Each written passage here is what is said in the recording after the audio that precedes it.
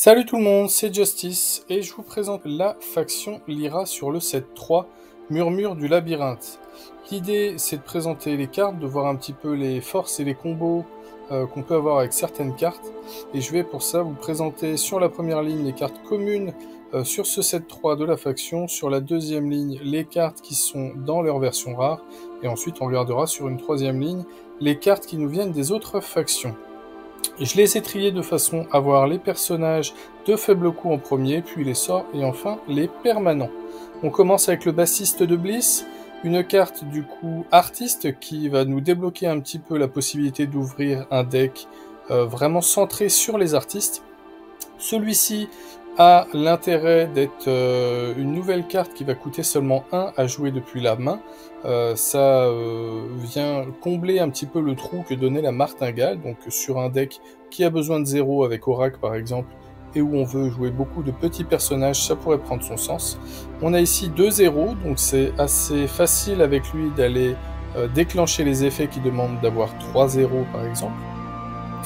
Et du coup, de la réserve, il a cet effet de soutien qui arrive avec ce set 3 qui nous dit que lorsqu'on va jouer un personnage avec une stat de base à 0, il va prendre un boost. Ce qui veut dire que quand il aura atteint son maximum de 2 boosts, on pourra le jouer de la réserve pour un coup de 2 et ça nous donnera une 2-2-4. La version commune du coup est très intéressante. La version rare va coûter plus cher. Elle va coûter 2 à jouer de la main et 3 de la réserve pour une stat en plus en eau, 0-0-3. Mais son intérêt va être dans son effet qui nous dit que s'il est boosté, les autres personnages qu'on contrôle ont leur valeur de forêt, montagne et océan égale à la statistique la plus élevée. On revient du coup sur l'effet que nous donnait la tenue hivernale. Ça peut être très intéressant du coup sur un deck vraiment orienté avec des trous où on veut aller les combler, on veut jouer des gros spikes, hein, donc typiquement comme ce bassiste de Bliss, des cartes qui vont avoir des trous et une valeur, en tout cas l'une des 3 valeurs qui va être bien plus forte que les autres, et donc cet effet pourra être utile. On peut penser du coup à combiner notamment le feu follet du set 2 qui est également en 0-0-3. On a la Perséphone qui était 3-0-0, on a le Seringar qui était 3-0-0. On pourrait monter comme ça un deck assez intéressant. Le fan de Bliss, dans sa version commune, va coûter 2 à jouer de la main, 1 de la réserve. Donc on peut logiquement aller penser qu'il va être très bon dans un deck qui va jouer avec beaucoup de ravitaillement. Ici on a les mêmes stats qu'une martingale, 1-1-0, et il nous dit que lorsqu'un personnage va dans notre réserve gagner un boost, lui il va gagner un boost. Donc sa stratégie ça va être de faire gagner des boosts aux personnages en réserve, donc d'aller jouer des cartes comme le bassiste de Bliss qui vont avoir des effets qui vont gagner du coup des boosts, et du coup peut-être des cartes comme le Dédale qui vont pouvoir booster des cartes dans leur réserve par exemple. Le fan de Bliss dans sa version rare va nous permettre du coup de donner un boost, non pas forcément à lui mais à quelqu'un d'autre. Ça peut être intéressant si on veut par exemple déclencher l'effet de certaines uniques qui ont besoin d'un boost. Sinon je pense que la rare est chère et que la commune sera suffisante si on veut tourner un deck comme ça. Il faut penser quand on veut jouer avec beaucoup de cartes comme ça dans la réserve qui gagnent des boosts, qu'on a des cartes qui vont nous permettre dans ce set de conserver plus de cartes dans notre réserve. En l'occurrence 2, on va avoir le Tech Lab qu'on verra dans les permanents, et on a la troisième carte que je vais présenter ici qui est la contorsionniste Lyra.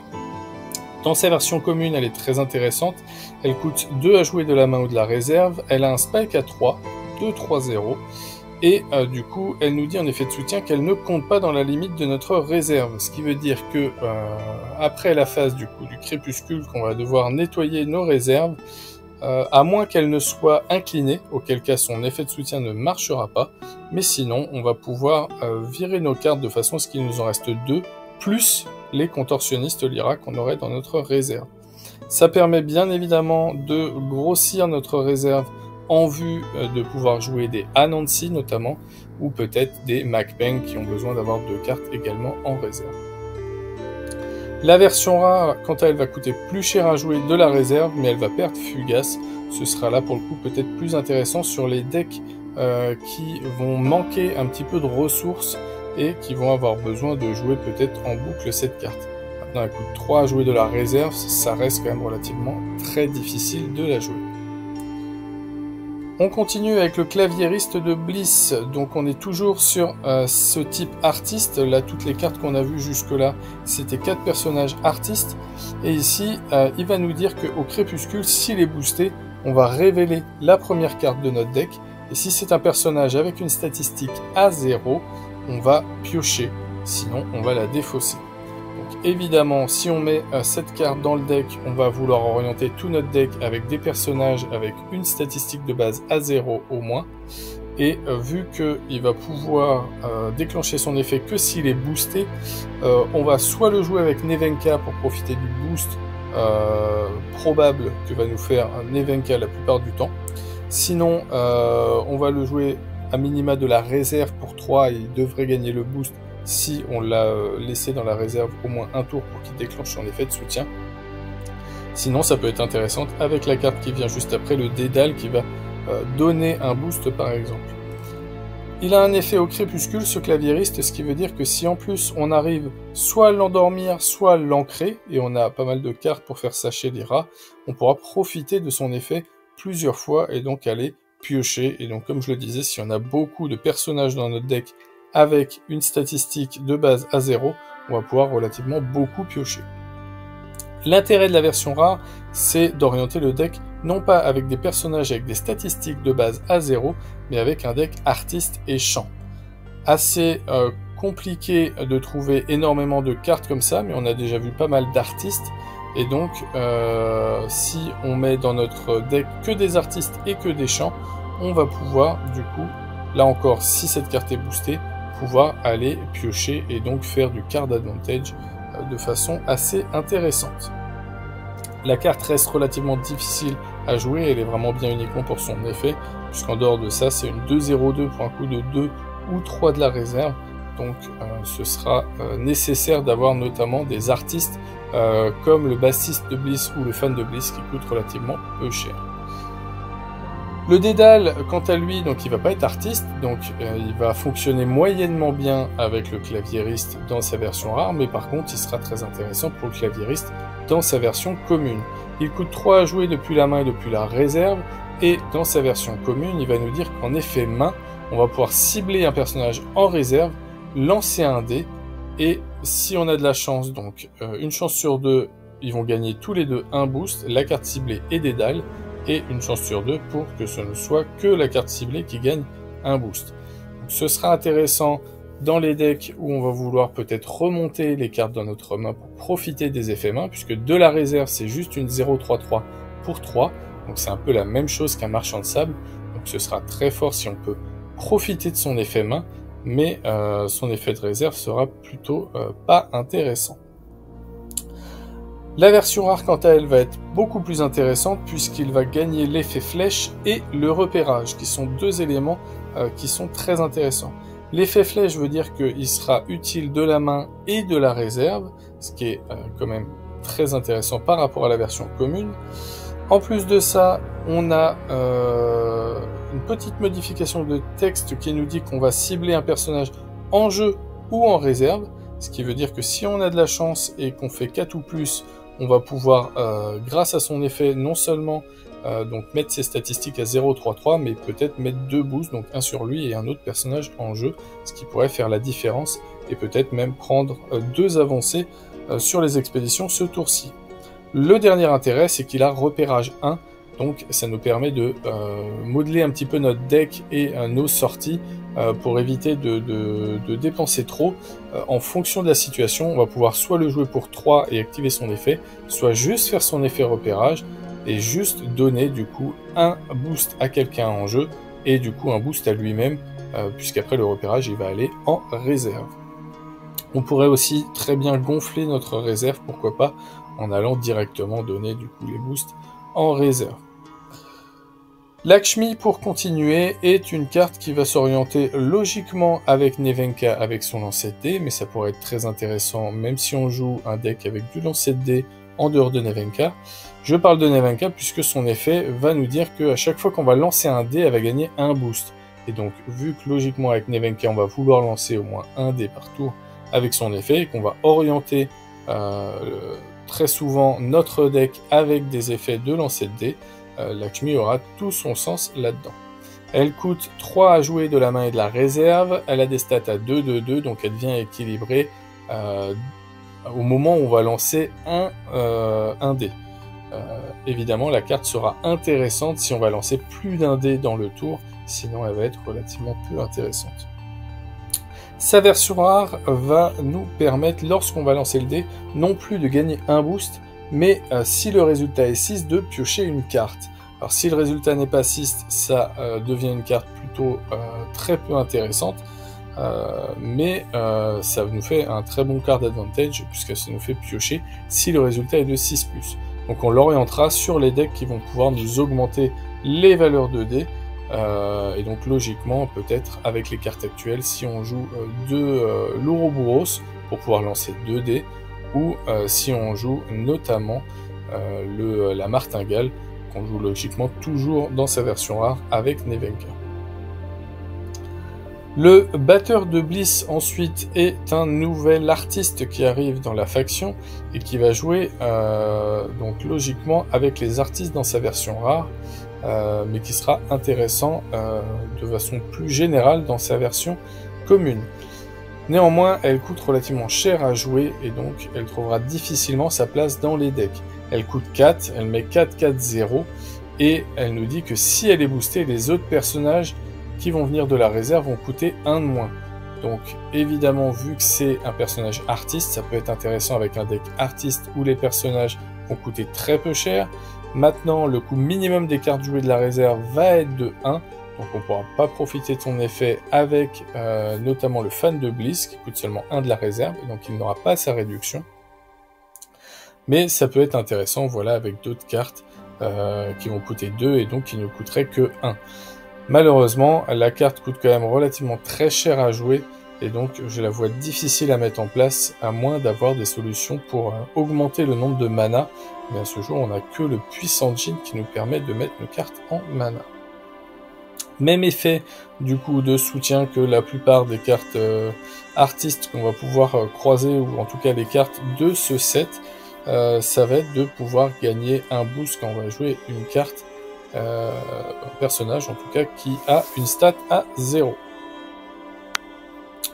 Je ne l'ai pas précisé, mais sur Lakshmi, je reviens dessus sur sa version rare, on avait également un effet de soutien qui est assez intéressant, puisqu'il nous dit que à chaque fois qu'on va lancer un dé, lorsque Lakshmi sera en réserve, on va pouvoir gagner un boost jusqu'à un maximum de 2. Ce qui veut dire qu'elle sera quand même relativement intéressante à jouer, puisque ce sera facilement une 4-4-4 pour 3 à jouer depuis la réserve, qui pourra potentiellement aller piocher une carte quand on lancera des dés. Un peu dommage qu'elle ne lance pas de dés elle-même, ça aurait pu être très intéressant. Donc le batteur de Bliss, pardon, je reviens dessus dans sa version rare, coûte seulement 4 à jouer depuis la réserve, ça le rend un petit peu plus facile à jouer, et il nous dit que s'il est boosté, donc il y a toujours cette condition de boost, donc on le verra encore une fois lui aussi, peut-être plus chez Nevenka pour la facilité d'aller mettre des boosts, ou avec que des cartes qui ont cet effet qui pourrait nous donner des boosts comme le Dédale. Lui, il nous dit du coup, s'il est boosté, les autres artistes qui vont être joués depuis la réserve vont coûter 1 de moins. Donc on va pas orienter le deck de la même façon que le claviériste avec les personnages avec un coût de base à 0, mais avec des personnages artistes. Ensuite, on passe à un personnage qui coûte 5 à jouer depuis la main, 4 depuis la réserve, Efren, qui a le seul intérêt, à mon sens, c'est de lancer un dé. Donc il pourrait être intéressant du coup avec des cartes comme Lakshmi qui veulent qu'on lance un maximum de dés. Il coûte 5 à jouer, des statistiques peu convaincantes, 4, 5, 4, et il va nous permettre, selon le résultat du dé, de saboter ou de ravitailler. Donc là encore, si on a un petit peu de choses, de cartes qui nous permettent de modifier les valeurs de dés, ça peut être intéressant, mais si on reste sur l'aléatoire, saboter c'est toujours bien, ravitailler c'est toujours bien, mais encore faut-il des fois pouvoir choisir, et si on est juste sur de l'aléatoire, on ne va pas pouvoir choisir, et donc c'est peu intéressant. La carte va coûter 4 à jouer depuis la réserve sans effet, ce qui la rend quand même relativement peu intéressante. Sur sa version rare, elle va pas gagner l'effet de flèche et c'est bien dommage parce que ça aurait pu la rendre très intéressante. Elle coûtera 3 à jouer pour des stats à 4, 4, 4, ce qui est intéressant, mais pour le coup, elle n'aura pas d'effet. L'effet, elle l'a que depuis la main, et là où elle peut être intéressante, c'est qu'elle a un repérage qui nous permettra de lancer un dé en payant seulement 2. Alors, ça aurait été peut-être beaucoup plus intéressant si le repérage n'était que à 1. Ça a peut-être été jugé un peu trop fort pour être comme ça. Maintenant, voilà, ça fait une carte qui est très intéressante si on veut lancer beaucoup de dés, si on joue avec des uniques qui ont besoin d'un maximum de jets de dés, si on joue avec des Lakshmi, si on joue avec des choses comme ça. Dernier personnage qui nous arrive dans ce set, dans la version commune Lyra, c'est l'homme du labyrinthe, une carte qui va coûter 7 à jouer depuis la main pour avoir un effet qui nous permet d'enlever tous les boosts des personnages en jeu et en réserve, des deux camps, de chez nous et de chez l'adversaire, et en fonction du nombre de boosts, on va pouvoir soit avoir un homme du labyrinthe surstaté, il va gagner 2 boosts si on a retiré entre 1 et 4 boosts, si on a retiré entre 5 et 8 boosts, on va pouvoir jouer une carte qui coûte 3 ou moins en coup de main gratuitement. Il ne faut pas oublier qu'on peut jouer de la réserve une carte du coup qui coûte 3 ou moins de la main, même si elle coûte plus cher de la réserve. Et si on enlève comme ça plus de 9 boosts, ou 9 boosts, on va pouvoir avancer gratuitement notre expédition, celle sur laquelle l'homme du labyrinthe se trouve, nous faire avancer du coup d'un cran. La carte sera relativement intéressante si on joue énormément de boosts. Maintenant, toutes les cartes boostées sont toujours sujettes à de la gestion adverse. On a des cartes qui sont extrêmement fortes, qui sont arrivées dans ce set, comme le retrait de licence, qui, pour un coût très modique, va pouvoir enlever n'importe qui va être boosté. Et donc, ça pourrait mettre le plan de l'homme du labyrinthe tout à fait à l'eau. La carte coûte 4 à jouer depuis la réserve pour des stats à 0,55, ce qui est légèrement surstaté. Maintenant, il y a toujours ce trou en forêt, et 4 à jouer, ça permet de jouer très peu de cartes pendant son tour, et donc l'adversaire va pouvoir s'adapter assez facilement. La carte sera donc relativement difficile à jouer elle aussi. Dans sa version rare, elle garde les mêmes stats et les mêmes coups, mais elle va pouvoir cumuler ses effets, ce qui veut dire que si on arrive à avoir 9 boosts à retirer de cette façon, on va pouvoir à la fois gagner 2 boosts et donc avoir une 2-7-7 sur le terrain. On va pouvoir jouer une carte gratuitement si elle coûte 3 de main ou moins, et on va pouvoir en plus avancer son expédition. Donc la carte est beaucoup plus intéressante que la version commune, mais là encore il faudra orienter tout son deck avec beaucoup de boosts. Donc ce sera peut-être intéressant avec des cartes qui donnent des boosts sur les cartes qu'on va avoir en réserve.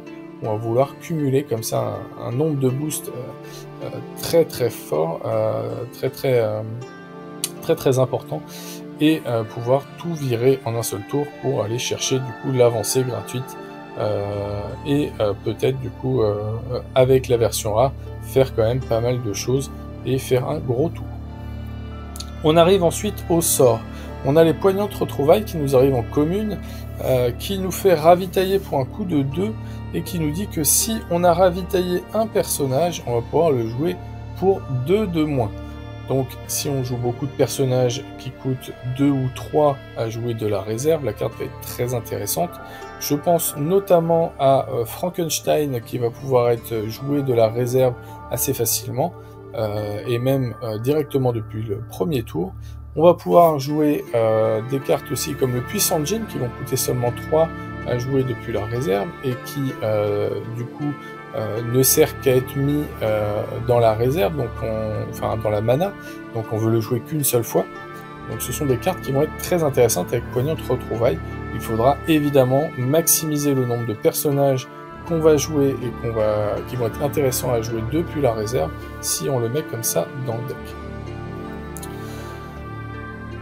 La version rare va nous permettre cette fois-ci de ravitailler et de pouvoir choisir si c'est un personnage, de le mettre dans sa main ou de le laisser en réserve. Ça va nous permettre notamment d'aller récupérer les personnages qui sont forts quand ils sont dans la main. Donc là où Poignante Retrouvailles commune, on va plutôt le jouer dans un deck où nos personnages vont être forts depuis la réserve, avec la version rare, on va plutôt jouer un deck où on va aimer avoir plutôt nos personnages dans la main. Donc les personnages avec des effets main, par exemple, qu'on veut remonter, ça pourrait être très intéressant.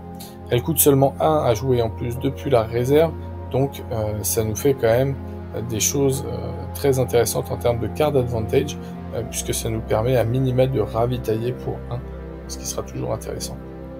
Elle va gagner l'effet rafraîchissement, ce qui veut dire qu'on ne pourra pas la jouer 2 fois de suite. C'est tout l'intérêt de la commune, ça veut dire que pour 4, on va pouvoir jouer 2 fois un personnage qui va arriver du coup de la réserve après son ravitaillement. Et donc ça veut dire qu'avec une seule carte, on va pouvoir jouer 2 personnages finalement gratuitement. Ça économise quand même un petit peu au niveau du nombre de cartes qu'on va jouer également.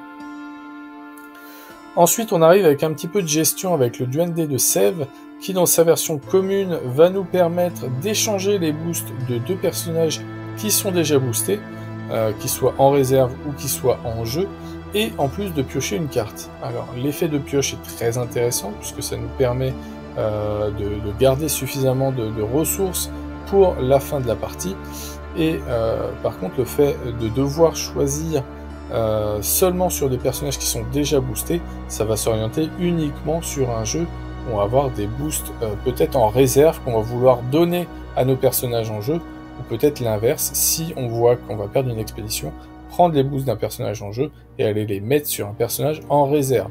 Ça peut être intéressant peut-être si on prépare la venue d'un homme du labyrinthe, mais sinon ça reste relativement difficile à utiliser, surtout avec tout le sabotage, avec les cartes qui vont avoir du mal à rester en réserve. Donc là encore, les cartes qui vont permettre de conserver plus de cartes en réserve, comme la contorsionniste ou le Laptec, ce sera des cartes intéressantes pour jouer avec le Duende de Sève dans sa version commune. C'est un champ, ce qui veut dire que il va permettre certains combos avec les cartes comme le Claviériste dans sa version rare qui ont besoin de champ, ou en tout cas, non, est-ce que c'était Claviériste? Je vais revenir dessus. Oui, c'est ça. Le Claviériste nous disait que si on pioche du coup un champ, on va pouvoir le garder. Donc si on pioche un Duende de Sève, on va pouvoir le garder. Donc ce sera intéressant d'avoir ce type de sort si on joue notre Claviériste. La version rare est beaucoup plus intéressante néanmoins que la version commune, puisque elle nous permet d'aller directement choisir des personnages même s'ils ne sont pas boostés. Et ça va être très fort, puisque ça va nous permettre, par exemple, si on a joué juste une martingale le tour précédent, et que l'adversaire a joué n'importe quoi qui pourrait gagner des boosts, on va pouvoir lui voler ses boosts et aller le mettre sur notre personnage, tel qu'une martingale, comme je le disais. Et en plus de ça, on garde l'effet de pioche, ce qui en fait une carte qui est très intéressante. Elle a Fugace, on pourra la jouer évidemment qu'une fois, mais elle ne coûte que 2, ce qui veut dire qu'en fin de tour, on peut aller assez facilement voler des boosts, renforcer un de nos personnages et prendre 2-0, donc 2 avancées, assez facilement avec cette carte. Ça reste néanmoins une carte morte si on n'a aucun personnage qui va être boosté, donc ça peut être assez intéressant si on joue quand même quelques cartes qui nous permettent de se booster. Ça pourra toujours nous permettre de récupérer les boosts pour les mettre peut-être sur l'autre expédition, ou au pire dans notre réserve. On a ensuite un autre sort qui a lui aussi la caractéristique, le mot-clé champ, c'est bis. Bis, ça nous permet d'ancrer des personnages, et pas des personnages qui coûtent 3 ou moins, n'importe quel personnage. Un personnage, donc dans sa version commune, qui doit avoir Fugace, et dans sa version rare, qui doit avoir Fugace ou qui doit être boosté. La carte coûte 2 à jouer depuis la main, 3 depuis la réserve dans sa version commune, mais on va pouvoir la jouer du coup de la main et de la réserve, donc on va pouvoir ancrer 2 personnages, mais seulement s'ils sont fugaces, alors que la version rare va pouvoir être jouée qu'une seule fois, puisque la carte elle-même est fugace, mais on va pouvoir avoir plus de choix, et on va pouvoir ancrer des personnages boostés. Donc un personnage comme Anansi, ou un personnage qui a récupéré des boosts avec le Duende de Sève par exemple, on va pouvoir aller les ancrer ce qui pourrait être très intéressant. On a parlé également du claviériste qui, s'il est boosté, va pouvoir profiter d'un effet de pioche. Là encore, avec Bis, si on a boosté ce claviériste et qu'on l'ancre, on va pouvoir profiter de son effet du coup pendant 2 tours. Marqué d'une croix, c'est une gestion qui nous arrive chez Lyra et qui nous permet de lancer un dé. Donc la carte sera intéressante avec des cartes comme le Wayfarer ou comme avec Lakshmi qui veulent des lancers de dés. Ici on va lancer un dé et on va envoyer du coup le personnage choisi, donc a priori plutôt un personnage adverse, à la xème position du deck, X étant le résultat sur le dé. La carte est fugace, c'est un peu dommage, on aurait aimé pouvoir l'utiliser plusieurs fois. Maintenant ça reste une commune gestion qui coûte 3 et qui peut gérer du coup n'importe quel personnage. En revanche ça va pas gérer les permanents, ce qui en fait une carte qui est relativement limitée dans un deck et qui devra peut-être avoir des cartes comme le cocon d'étoffe qui seront conservées pour aller gérer des permanents. La carte marquée d'une croix dans sa version rare va toujours être fugace, va toujours lancer un dé et faire le même effet, mais en plus de ça, du coup, si X est supérieur au coup de main de la cible, on va pouvoir redresser un orbe de mana. Donc ce sera intéressant sur les decks qui vont pouvoir modifier leur jet de dé.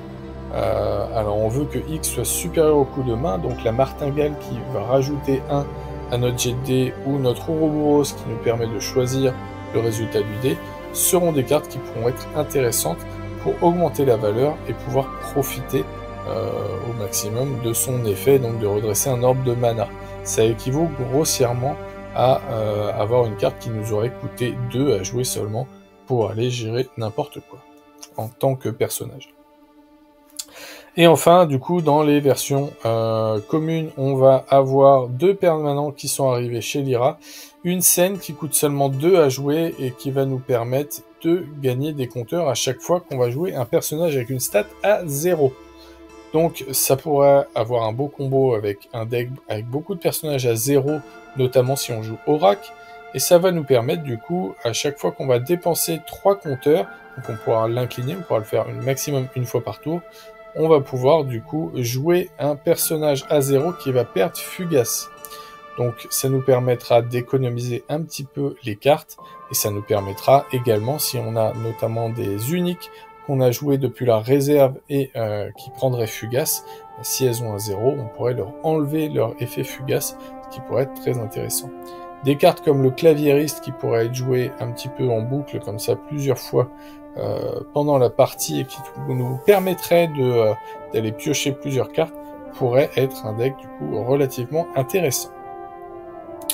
Dans sa version rare, on change un petit peu la typologie et on est sur la même chose que l'idée qu'on avait avec le claviériste, c'est que du coup sur la version rare, on va cibler les chants et les artistes plutôt que les personnages avec une stat à 0.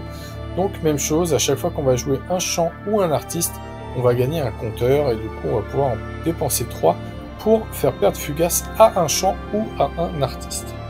On va pouvoir du coup jouer les sorts chants qui sont fugaces et leur faire perdre leur effet fugace. Donc on avait le Duende par exemple qu'on pourra jouer du coup une nouvelle fois depuis la réserve.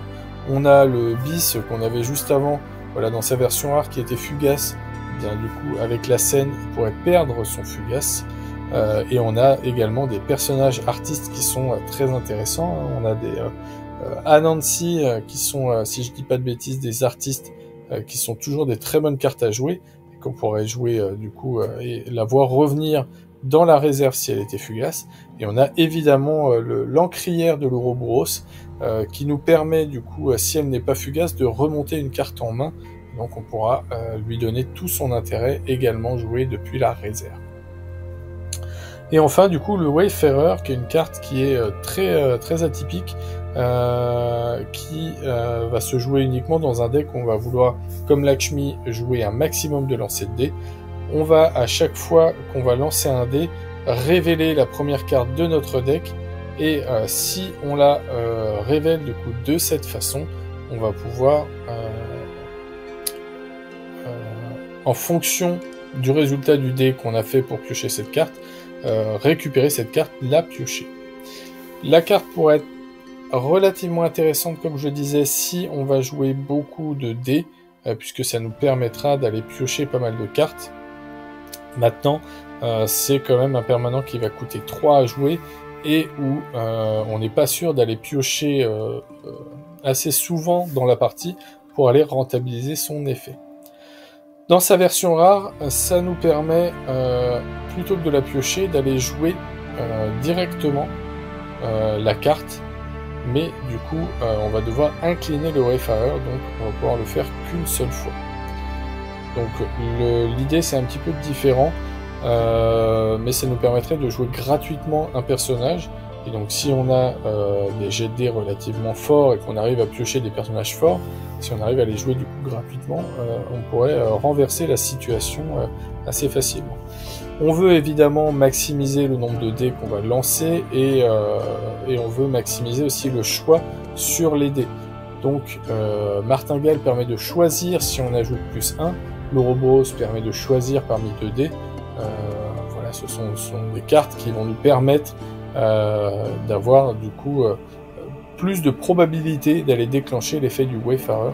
Maintenant c'est un deck très particulier à jouer, et on pourra uniquement le construire avec toute cette typologie de cartes, ce qui en ferait un deck qui est très instable. On va regarder maintenant les cartes qui nous viennent des autres factions, les cartes transfuges. Au niveau des personnages, on a le Griffonneur étoilé, qui est une nouvelle carte qui a les mêmes stats que la Martingale elle aussi, et qui va coûter 1 à jouer depuis la main. Il ne fera rien d'autre depuis la main, ça nous servira de bonne après vous. Par contre, depuis la réserve, ça nous permettra, si elle est boostée, et elle a un effet de soutien qui nous dit qu'elle va gagner un boost si on joue des personnages qui ont une stat de base à 0, on va pouvoir la jouer pour 2, on va lui enlever le boost qu'elle aurait acquis précédemment, et on va pouvoir du coup mettre une 1-1-0 qui va piocher un bon moteur pour aller récupérer pas mal de cartes. Flore, la maraîchère attentive, nous vient de chez Moona et va être très intéressante chez Lyra si on veut aller gagner pas mal de boost dans notre réserve. Donc des cartes comme le Griffonneur étoilé qui ont besoin de boost, des cartes comme le Claviériste de Bliss qu'on avait précédemment qui ont besoin de boost également, le Fan de Bliss qui va gagner si jamais il était endormi ou ancré du tour précédent, qui pourrait gagner aussi des boosts à chaque fois que nos cartes en réserve vont gagner un boost. Flore va permettre tout ça, puisque son effet de soutien à midi va permettre de donner un boost à un autre personnage en jeu ou en réserve. Donc ce sera intéressant, surtout, voilà, comme je le disais, si on a un Claviériste qui était ancré du tour précédent, on vient encore une fois le rebooster, et il va falloir avoir des personnages en réserve pour aller booster un autre personnage en réserve, puisque Flore ne peut pas se booster elle-même, sinon on risque de ne pas avoir le choix que de donner le boost finalement de son effet de midi à un personnage dans la réserve adverse. Les statistiques en plus de ça sont très convaincantes, puisqu'elle va coûter 2 à jouer depuis la main et depuis la réserve, et va apporter des statistiques à 3-3-0. Le tatoueur Izmir nous vient du coup, comme son nom l'indique, de chez Izmir. De la main, il va être assez moyen, puisqu'il va coûter 2 et il va donner 2-2-0 en termes de statistiques. Donc là encore, comme la plupart des personnages, on a vraiment un focus sur les régions forêt et montagne. Donc il faudra quand même faire attention au niveau de la construction du deck sur ce choix-là, puisqu'on risque d'avoir de grosses difficultés à passer le biome océan. Et son intérêt va être de la réserve, puisque lui aussi va avoir, comme le Griffonneur étoilé, avoir besoin d'un boost, mais il pourra, avec son effet de soutien, gagner un boost à chaque fois qu'on va jouer également une carte avec une stat à 0, et il va pouvoir perdre son boost pour aller défausser un personnage ou un permanent qui coûterait en coup de main 2 ou moins. Alors ça cible de façon assez limitée ce qu'on va pouvoir gérer. Ce sera peut-être relativement difficile à jouer, à moins que les decks en face ne jouent énormément de personnages comme ça, ou de permanents à faible coût. Et on a beaucoup de permanents qui arrivent notamment avec ce 7 Murmures du Labyrinthe, qui coûte 2 à jouer du coup depuis la main. La petite souris est une carte qui va coûter 3, des statistiques équilibrées à 3-3, un petit 2 en océan, toujours la faiblesse de Lyra, et elle va nous permettre en effet flèche de saboter. ce qui pourrait être très intéressant si on veut orienter un petit peu notre deck avec un peu de sabotage et qu'on veut l'avoir en effet flèche, puisque pour rappel, en sabotage, on avait le Tanuki qui est en effet main, et on avait du coup la fée clochette qui l'avait en effet de réserve. Ici, on a une petite compensation pour l'adversaire, puisque la carte nous vient de chez Muna, et Muna, ils aiment bien donner des cadeaux. Ici, le cadeau, c'est que du coup, après avoir saboté, on va faire ravitailler, épuiser une carte à l'adversaire. Donc si on veut jouer ça dans le sens d'un épuisement, ça va être assez difficile, puisque l'adversaire pourra jouer le prochain tour la carte qu'on lui a fait ravitailler.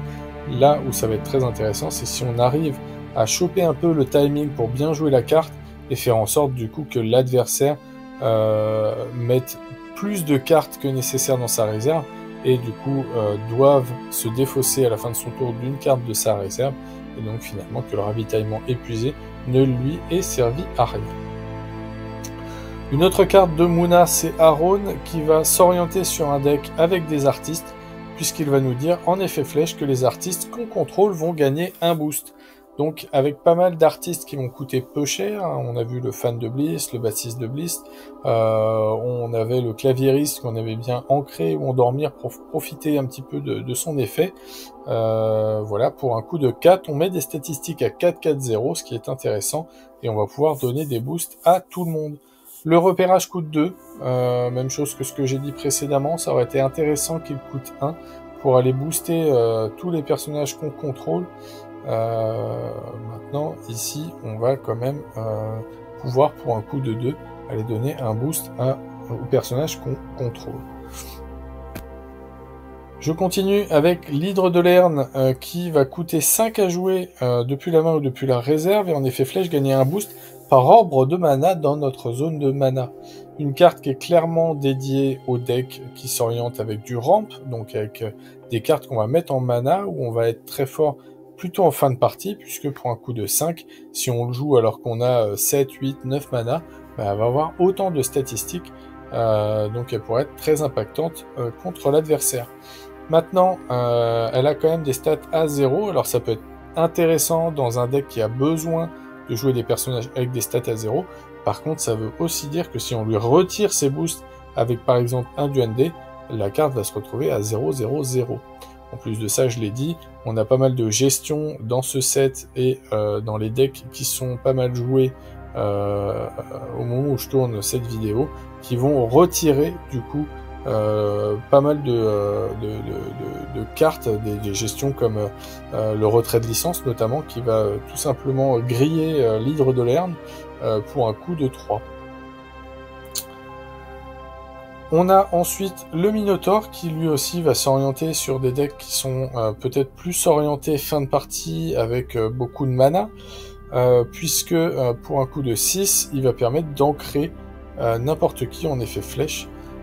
Donc ça pourrait être intéressant d'aller ancrer des cartes comme l'Hydre de Lerne, des cartes assez conséquentes, puisque on n'est pas comme un effet comme le Chapelier ou comme le Kodama où on peut ancrer que des cartes avec des coups de main à 3 ou moins. Ici on peut ancrer n'importe qui, ce qui veut dire qu'on peut l'ancrer également lui-même. Et il a un effet repérage, ce qui veut dire qu'on peut, pour un coup de 3, quand on la joue de la main, le mettre en réserve et aller ancrer n'importe qui. Là encore, ça pourrait être relativement intéressant en fonction de ce qu'on a.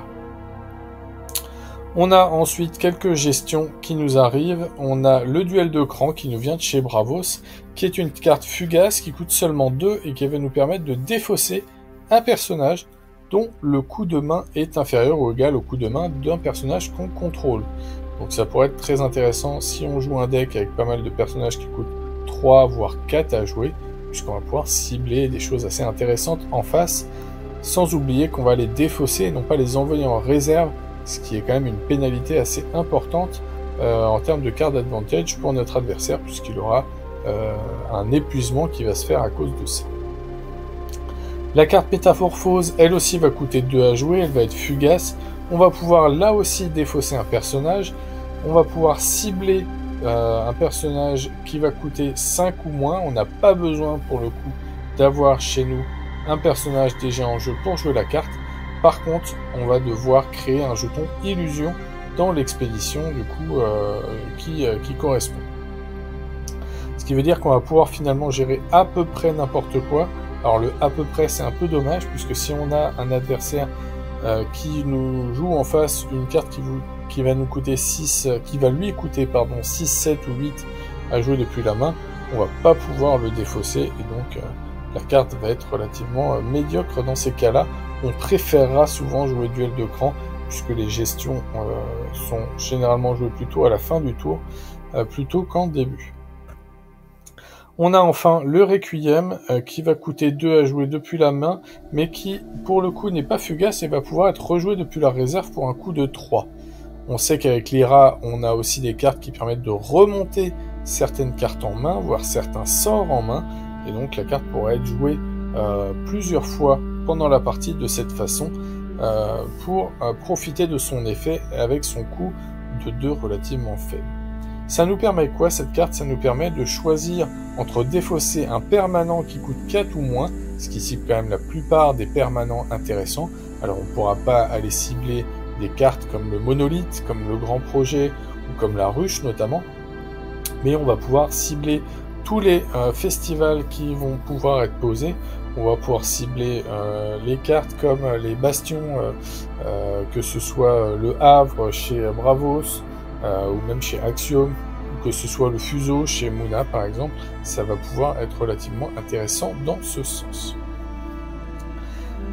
Ça pourra aussi cibler les personnages s'ils sont fugaces ou endormis. Donc on a des solutions également pour endormir l'adversaire avec Meunier Tudor, qui nous coûte 2 à jouer et qui nous donne un effet de soutien qui réduit le coût de la prochaine carte à 1. Ce qui veut dire que finalement, si je joue Meunier Tudor et Requiem à la suite, pour un coût de 3 au total, je vais aller pouvoir défausser un personnage qui ne serait pas fugace, puisque je l'endors et je le défausse ensuite après Requiem. Par contre, on a la même condition que pour les permanents, on ne pourra cibler que des personnages qui ont un coût de main de 4 ou moins.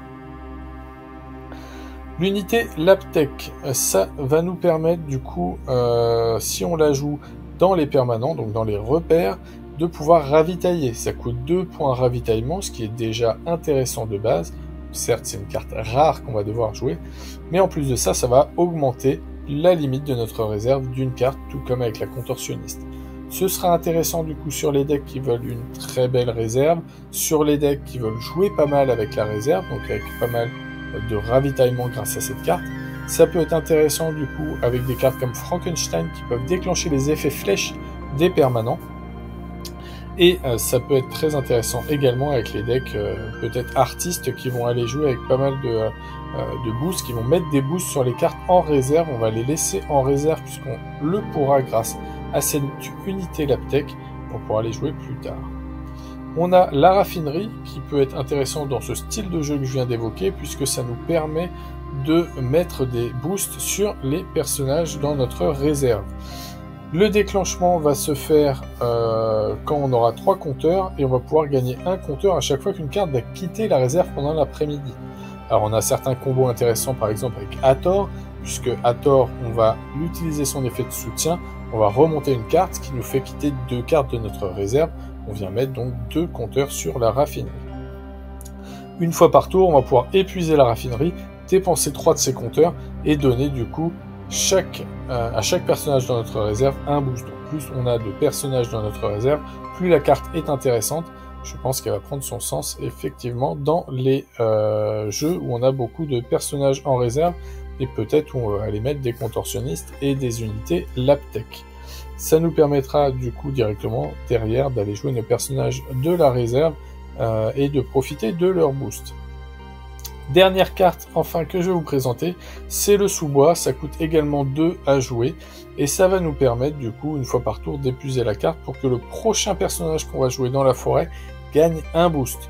Ça peut être intéressant de gagner ce boost si on a des cartes qui ont besoin de boost comme le claviériste, comme je le disais précédemment. Ça peut être intéressant avec le griffonneur étoilé qui a besoin de son boost, ça peut être intéressant avec le tatoueur Izmir, mais ça nécessite d'aller jouer en forêt.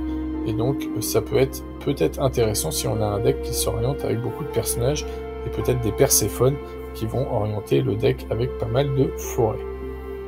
Sinon, on ne pourrait pas profiter à chaque tour de son effet, et donc ça rendrait son efficacité beaucoup plus faible. Voilà, j'espère que la présentation de toutes ces cartes du set 3 vous a intéressé, qu'elle vous permettra de réfléchir à des constructions de decks. Chez Lyra, on peut faire énormément de constructions de decks différents, que ce soit avec du ramp, que ce soit avec des artistes, que ce soit avec des personnages à 0, avec la réserve, avec des effets main. On peut vraiment faire tout ce qu'on veut en termes de deck building, et c'est ce qui rend cette faction très très intéressante. Sur ce, je vous souhaite de belles parties, et je vous dis à très bientôt.